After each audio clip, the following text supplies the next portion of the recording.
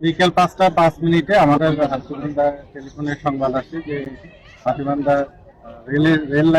রেলগাড়িতে চলন্ত অবস্থায় আগুন লেগেছে। সংবাদ পাওয়ার সাথে সাথে আমরা ঘটনাস্থলে চলে আসি। আসার পরে দেখি যে ট্রেনের যে চাকা আছে, এই চাকার উপরে যে মোবিল চেম্বার থাকে, তো এই মোবিল চেম্বারে এখানে আগুন লেগেছে। লালমনিরহাটে চলন্ত ট্রেনের ইঞ্জিনে আগুন। হ্যাঁ সুপ্রিয় দর্শক, ঠিকই শুনেছেন। লালমনিরহাটের হাতীবান্ধায় চলন্ত কমিউটার ট্রেনের ইঞ্জিনে আগুন লাগার ঘটনা ঘটেছে।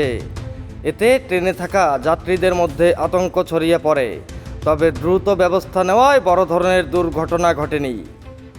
আজ রোববার 3 মে 2026 বিকেলে হাতীবান্ধার উপজেলা রেল স্টেশন থেকে প্রায় 1 কিলোমিটার দূরে লালমনিরহাট থেকে ছেড়ে আসা বুড়িমারিগামী কমিউটার ট্রেনের 71 নং ইঞ্জিন হঠাৎ আগুন লাগে। ট্রেন চালক বিষয়টি টের পেয়ে সঙ্গে সঙ্গে ট্রেনটি থামিয়ে দেন।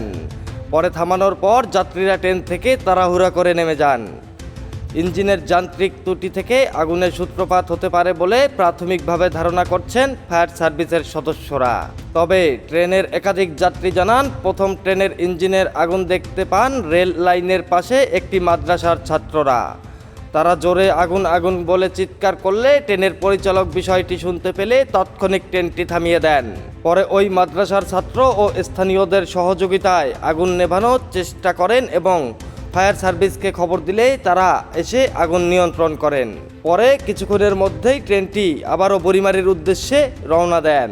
এই বিষয়ে ফায়ার সার্ভিস কর্মকর্তা ইমরান হাসান খবর লালমনিরহাট অনলাইন অনুসন্ধানী নিউজ টিমকে বলেন, ট্রেনের ইঞ্জিনের মোবিল চেম্বারে আগুন লেগেছে।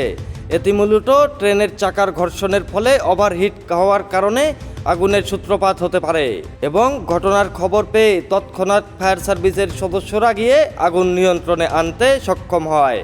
চাকার যে ঘর্ষণের ফলে ওভারহিট হওয়ার কারণে মূলত সেখান থেকে আগুনের সূত্রপাত ঘটে।